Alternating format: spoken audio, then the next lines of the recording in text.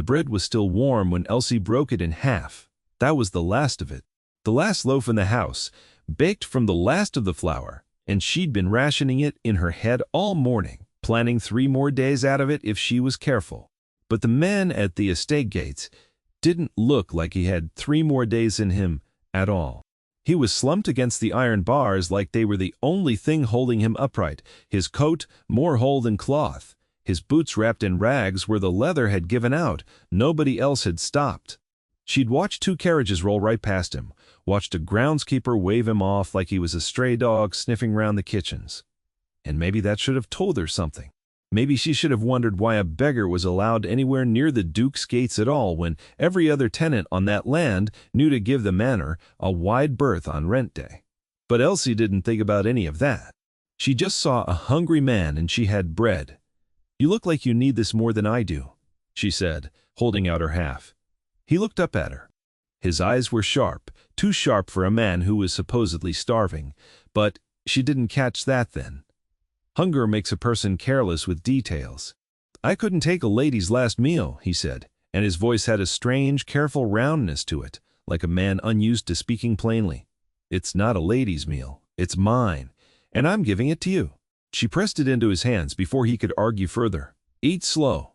Too much too fast will make you sick." He stared at the bread like it was something he'd never seen before. Then he stared at her the same way. "What's your name?" he asked. "Elsie Hartwell." She shrugged, already turning to go, because the sun was dropping and her father would want his supper, even if there wasn't much of one left to give him now. Don't mention it, truly. Anyone would have done the same. But nobody had. That was the thing nagging at the back of her mind as she walked the mile home along the hedgerow, her stomach hollow and complaining, her shoes letting in the damp from the ditch water. Nobody else had stopped for him. Not the groundskeeper, not the carriages, not the tenants coming back from market with their baskets half full.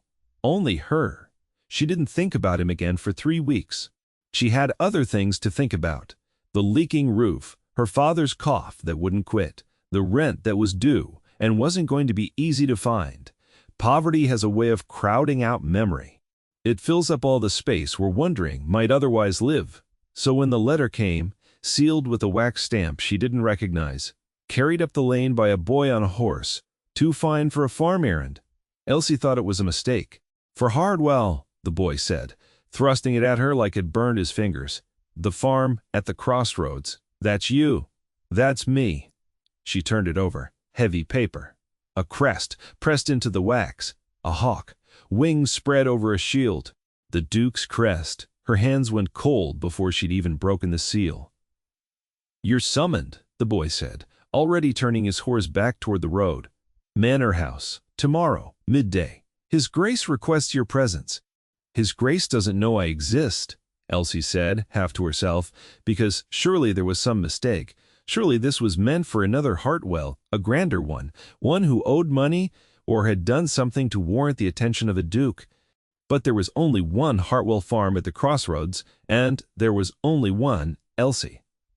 That night, she barely slept. She lay on her narrow cot, listening to her father's breathing rattle in the next room, and she turned the letter over and over in her hands until the wax cracked further and the paper softened at the edges. What had she done? What could a farm girl possibly have done to draw the eye of a duke, a man she'd never so much as glimpsed, whose land she walked, but whose face she'd never seen? She thought of debts. She thought of some clerical error that might see them evicted. She thought of every terrible thing a duke's summons might mean for people like her, because in her experience, in the experience of everyone she knew, the attention of the powerful rarely meant anything good for the poor. She did not think of the beggar at the gate. Not until she was standing in the manor's grand entrance hall the next day. Her one good dress brushed as clean as she could get it, her hair pinned with more care than she'd given it in months, and she saw the room full of tenants already gathered, the Whitlocks. Old Tobias Green, who farmed the eastern fields, all of them looking as baffled and afraid as she felt. "What's this about?" she whispered to Mrs. Farrow, who stood wringing her hands nearby. "Nobody knows," Mrs. Farrow whispered back. "Rumor says it's about the beggar, the one who was seen round the gates a few weeks past. His Grace is asking questions about who helped him and who didn't." Elsie's stomach dropped. The beggar. She thought of the sharp eyes, the careful round way he'd spoken, the way he'd looked at her like he was memorizing something. Surely not. Surely a duke did not disguise himself as a beggar and sit at his own gates, like some figure out of an old fable, testing the hearts of his tenants. But then the doors at the far end of the hall opened, and a man walked through them, and the room went silent all at once, like every breath had been called back into every chest. He was tall. He wore a coat of deep charcoal wool, cut so precisely it looked like it had been poured onto him rather than sewn. His hair was dark and neatly combed, his jaw clean-shaven, his boots polished to a shine that caught the light from the tall windows. He looked like every inch of what a duke should look like. And his eyes, sharp, careful, searching the room until they landed on her, were the same eyes that had looked up at her from the dirt at the gates 3 weeks before. Elsie's breath left her in a single, silent rush. "Thank you all for coming," the Duke said. His voice filled the hall without him raising it at all, that same careful roundness she remembered, except now she understood it wasn't carefulness born of exhaustion. It was the voice of a man accustomed to being listened to. "3 weeks ago, I disguised myself as a beggar and sat at the gates of this estate for the better part of 2 days. A murmur went through the tenants. Tobias Green went pale.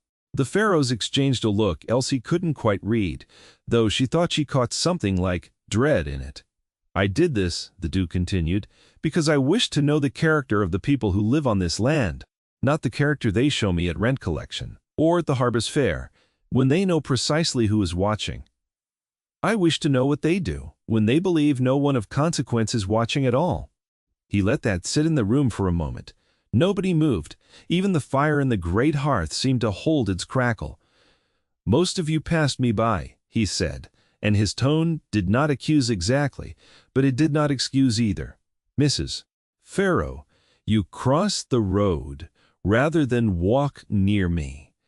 Mr. Green, you told your boy not to look at me as though I were something catching. I understand this. Fear of the unknown, fear of contamination, fear of giving away what little you have. These are not sins invented by poor men. They are the ordinary caution of people who have learned that kindness is expensive and they cannot always afford the bill." He paused. "But one person did not pass me by." Elsie felt every eye in the room swing toward her before she even realized she'd been noticed standing there. Her face went hot. Her hands, at her sides, curled instinctively into the fabric of her skirt. "Elsie Hartwell," the Duke said, and something in his voice changed when he said her name, softened just slightly, in a way that made her chest ache in a way she didn't understand and didn't have time to examine. "Gave me the last of her bread. Not a portion of it, not what she could spare. All of it. The last loaf in her house, by her own account, offered to a stranger who looked, by any reasonable measure, dangerous and undeserving." "Your Grace," Elsie started, though she had no idea what she meant to say. After that, some instinct in her simply needed to speak, needed to close the gap between the terror of being singled out and whatever came next. He held up a hand, not unkindly. "I am not finished." The room waited. She waited. "I asked her name," he said. "She told me not to mention it. She said, and I believe I have this precisely, anyone would have done the same." He looked around the hall slowly, letting his gaze pass over the pharaohs, over Tobias Green, over every tenant who had walked past him without a second glance. But no one else did the same. Only she did. He turned back to Elsie, and for a moment it felt to her like the entire vast hall had narrowed down to just the two of them, like the pharaohs and the greens and the tapestries on the wall and the fire in the hearth had all gone soft and distant. "I have spent a great deal of my life," the Duke said, quieter now, though somehow it carried further, "surrounded by people who are extraordinarily good at performing kindness when they believe it will be rewarded, and extraordinarily skilled at withholding it when they believe it will not. I had begun to think that was simply the nature of people, that kindness, real kindness, the kind that costs something, had gone extinct somewhere between my grandfather's time and my own." He looked at her. "You disabused me of that notion with half a loaf of bread." Elsie didn't know what to say. Her throat had gone tight and strange, and she was aware, distantly, of Mrs. Moore. Pharaoh, staring at her with something between astonishment and envy, of Tobias Green shifting his weight, like a man wishing very much to be elsewhere. "I don't understand what you want from me, Your Grace," she finally managed, because it seemed better to say something honest than to stand there mute like a fence post. "I didn't do it for a reward. I did it because you were hungry." "I know," he said. "That is precisely why you are going to receive one anyway." He gestured, and a man Elsie hadn't noticed before, an older gentleman in sober gray, holding a leather folder against his chest like it contained something precious, stepped forward. "This is Mr. Aldous Penny, my estate solicitor," the Duke said. "He is going to inform you of several things, and I would ask that you hear them fully before you say anything at all, because I suspect your instinct will be to refuse them, and I would rather you didn't." Elsie's heart was beating so hard she could feel it in her ears. "Refuse? What?" Mr. Penny cleared his throat, opened the folder, and began to read in the flat, official voice of a man who had recited such things many times before, though something in his expression suggested he took a private pleasure in this particular reading. "By order of His Grace the Duke of Ashcombe," he said, "the tenancy of the Hartwell farm at the eastern crossroads is hereby converted from leasehold to freehold, the land and dwelling to be held in perpetuity by Elsie Hartwell and her heirs, free of rent, free of encumbrance, effective immediately." The hall went utterly silent. Elsie heard the words, but they didn't arrange themselves into meaning right away. Freehold, free of rent, her heirs. She had grown up understanding that the farm, the house, the very dirt under her feet, all of it belonged to someone else. That her family's whole existence was a kind of borrowed thing that could be taken back at any moment a landlord chose. That was simply how the world worked. That was how it had always worked. "I don't," she started. "There is more," the Duke said. Mr. Penny continued unbothered. "Additionally, His Grace has established a stipend to be paid quarterly, sufficient to cover the medical care of one Thomas Hartwell." "My father," Elsie whispered, "for as long as such care is required, and a further sum to be held in trust for Miss Hartwell's use, as she sees fit, whether for the improvement of her land, her education, or any purpose she chooses." Elsie's knees had gone strange and unreliable beneath her. She was aware that she pressed a hand to her mouth, aware that the pharaohs were staring at her now with expressions that had curdled somewhere between astonishment and something uglier, something that looked almost like resentment, as though her good fortune were a personal insult to them. "Your Grace," she said, when she could finally speak again, "I can't accept this. This is far too much for a loaf of bread." "It is not payment for bread," the Duke said, and there was an edge in his voice now, something that hadn't been there before, something almost fierce. "It is payment for the fact that you were the only person on my land who behaved as though another person's suffering mattered more than the cost of a meal. Do you understand how rare that is? Do you understand what I have learned about my own tenants in the last 3 weeks, watching them from the ditches and the gateposts, like a ghost in my own house?" He took a step closer. The hall seemed to hold its breath along with her. "I learned that fear runs this estate," he said. "Fear of me, fear of my steward, fear of losing what little security anyone has. I learned that my own father, and his father before him, built a system so thoroughly soaked in that fear the decency became a luxury nobody here could afford. And then I met a girl who could afford nothing at all, who had less than anyone in this hall, and she gave away the last of it without a second thought." He looked at her, and his voice dropped lower, meant, it seemed, only for her, though the whole hall could hear it plainly. "I am not rewarding you for bread, Miss Hartwell. I am correcting an injustice that has been 3 generations in the making. You are simply the first person who showed me clearly enough where to begin." Elsie's eyes had filled, without her permission, with tears she didn't fully understand. She thought of her father's cough. She thought of the roof that leaked into a bucket every time it rained. She thought of the years of counting flour by the handful and mending the same dress, until the mending itself needed mending. "Thank you," she said, and it came out smaller than she meant it to, cracked at the edges. "Thank you, Your Grace." "Alexander," he said. She blinked. "Your Grace, my name," he said. And there was the faintest curve at the corner of his mouth now, the first thing resembling humor she'd seen from him. Alexander. And I am reliably informed that dukes are in fact permitted names, though you would not know it from how rarely anyone uses mine. A small, startled laugh escaped her before she could stop it. Somewhere behind her she heard Mrs. Farrow inhale sharply, as though laughing in front of a duke were its own kind of crime. Alexander, she repeated, testing the shape of it. Better, he said.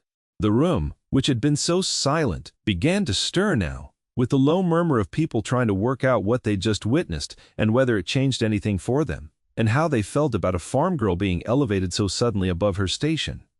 Elsie could feel the weight of those looks settling on her shoulders, some curious, some hungry with a different kind of want than the one she'd fed at the gate. But she found, standing there, that she cared less about their looks than she might have expected. I have one more matter to address, the Duke said, raising his voice again to address the room at large, and something in his tone made the murmuring die away at once. I am aware that several of you have expressed concern, in various forms, about the cost of maintaining this estate, about rents, about the state of the eastern fields, about 100 small grievances that reach my steward's desk and rarely reach mine. I intend to change that. Beginning this quarter, I will be reviewing every tenancy on this land personally. Not through Mr. Higgins, not through correspondence. Personally, Elsie saw Tobias Green's face do something complicated. Relief, maybe, tangled up with the shame of realizing how close he had come to being on the wrong side of a duke's memory. I do not say this to frighten anyone, Alexander added. And here the dry note crept back into his voice, the almost joke, the thing Elsie would come to know so well in the months ahead. Though I confess I do not entirely mind if it inspires a certain diligence in future dealings with strangers at the gate. A ripple of nervous laughter went through the hall. Mrs. Farrow's face had gone the color of curdled milk. You are all dismissed, he said, with my thanks for your patience, and my hope that we understand one another better than we did this morning. The tenants began to file out, murmuring among themselves, casting glances back at Elsie that she did her best not to meet. She stood rooted where she was, unsure whether she too was meant to leave, unsure of anything at all in that vast hall with its high windows and its cold stone, and the strange, warm weight of the Duke's attention still resting on her. Walk with me, Alexander said, once the last of the tenants had gone and the great doors had closed behind them. There is something I would like to show you, if you'll permit it. She followed him through a side corridor, past portraits of stern-faced men who all shared something of his jaw, his dark hair, the particular set of his shoulders, and out through a narrow door into a walled garden she hadn't known existed, tucked behind the manor's east wing. It smelled of hot clover and crushed thyme, the sun warm on old stone, bees moving lazily between rows of lavender, that someone, clearly, still tended with care. This was my mother's garden, he said, when he saw her looking. She died when I was young. My father let most of the house go to seed after that, in his own way, though you would not know it to look at the dining hall. Some kinds of neglect are easier to hide than others. I'm sorry, Elsie said, and meant it. So am I, he said. For a great many things. My father was not a cruel man, precisely, but he was a distant one, and distance left untended calcifies into something very like cruelty over enough years. I have been trying, since his death, to understand exactly how much damage that calcification did. The exercise at the gates was part of that. I did not expect. He stopped himself. Didn't expect what? I did not expect to be moved by it, he admitted, and there was something almost boyish in the admission, a crack in the careful ducal composure she'd been handed since walking into that hall. I have sat through a great many performances of gratitude and generosity in my life, Miss Hartwell. Balls, charity dinners, tenants bowing very low when they want something. I have become, I think, rather immune to it. And then a girl with dirt on her hem and hunger plainly written across her face gave me the last of her bread and told me not to mention it, and I found I could not stop thinking about her. Elsie's chest did something complicated. something that had nothing to do with relief over the farm or the stipend or the sudden and dizzying reversal of her family's fortunes. It had entirely to do with the way he was looking at her now, direct and unguarded, none of the careful roundness left in his voice at all. "You could have simply sent the deed by messenger," she said, because it seemed important, suddenly, to say something true, something that matched his own honesty. "You didn't need to gather the whole estate in that hall. You didn't need to walk me out to your mother's garden and tell me about your father." "No," he agreed. "I didn't need to do any of it." "Then why did you?" He considered the question for a moment, turning it over. The way she imagined he turned over ledgers and land surveys with the same careful, unhurried attention. "Because I find," he said finally, "that I am not entirely finished wanting to know you, and a deed, delivered by messenger, seemed a poor way of accomplishing that." Elsie felt her face go warm in a way that had nothing to do with the sun. "Your Grace Alexander!" he corrected gently. "Alexander," she said. And the name sat strangely comfortable in her mouth now, like something she'd been saying for years rather than minutes. "I don't know anything about being whatever it is I'm meant to be now. A woman with a stipend, a landowner. I've spent my whole life counting flour by the handful. I don't know how to be anything else." "Neither did I once," he said. "I was not born knowing how to be a duke. Whatever the portraits in that hallway might suggest, I learned slowly, and often badly, and with a great many mistakes I would rather not enumerate. I suspect you will learn what you need to learn a great deal faster than I did, given that you already seem to possess the one quality I spent years trying to manufacture in myself." "What quality is that?" "A decent heart that does not require an audience to behave decently," he said. "That is not a thing that can be taught, Miss Hardwell. I have tried to teach it to half the peerage of this county, and failed spectacularly every time." She laughed again, surprising herself with how easily it came, how the fear that had gripped her since the letter arrived had loosened its hold somewhere in this walled garden full of bees and old lavender. "You're very strange for a duke," she said before she could stop herself. "I am reliably informed," he said, "that most dukes are strange in one fashion or another. I merely have the honesty to let it show." They stood there a while longer, the sun dropping low and gold over the garden wall, and Elsie found that the silence between them didn't feel like the silence of the manor's grand hall, watchful and cold.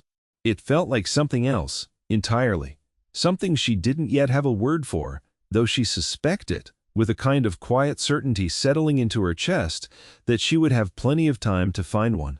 The months that followed were not, Elsie would later admit, entirely without difficulty. There were tenants who resented her sudden fortune, who whispered that she had schemed for it somehow, that no farm girl earned a freehold and a duke's private attention through bread alone. There was Mrs. Farrell, who took a long while to forgive her for a wound Elsie had never intended to inflict. There was her father, weak but improving under the doctor's care the stipend afforded, who wept the first time he understood the roof would be mended before winter came. And there was Alexander, who visited the Crossroads farm more often than any duke had business visiting a tenant's kitchen, who sat at her scarred wooden table and ate whatever modest meals she put in front of him, with the same care he might have given a feast at his own long table, who told her once, quietly, over tea gone lukewarm between them, that he had known within an hour of meeting her at the gate, that he would not be content simply to reward her and walk away. "I have found," he told her, one evening nearly a year after the summons that changed her life entirely, "that I do not know how to stop thinking of you as home. I am aware that is an unusual thing to say to a woman across a kitchen table. I am reliably informed I do not make declarations well, but I find myself without a better way to say it." "You could try," Elsie said, her heart climbing into her throat, "simply asking me to marry you. That tends to be the customary approach." "Does it?" he said, and there was that dry note again, the almost joke that had become, over the months, one of her favorite sounds in the world. "I confess I have very little practice." "Then I suppose you'll have to learn," she said, echoing his own words back to him from that first afternoon in his mother's garden. "The same way you learned to be a duke. Slowly and badly and with a great many mistakes. Elsie Hartwell, he said, setting down his cup, taking her hand across the scarred old table with a care that made her chest ache in the best possible way. Will you marry me? Yes, she said before he'd even finished the question, because there had never really been another answer waiting inside her, not since the moment she'd watched him walk through those great doors and recognized, with a jolt like falling, the eyes of the stranger she'd fed at the gate. They married that autumn in the little stone church near the crossroads, with the Farrows and the Greens and half the estate crowded into pews too small for the occasion, and Elsie's father, upright and steady enough now to walk her down the short aisle himself, weeping openly the whole way. Alexander wore a coat far plainer than anything Elsie had seen him in before, and when she asked him about it later, he told her simply that he'd wanted, on that day of all days, to look like the man she'd actually fallen in love with. The one at the gate, the one with the sharp eyes and the ragged coat, and nothing to offer her but his hunger.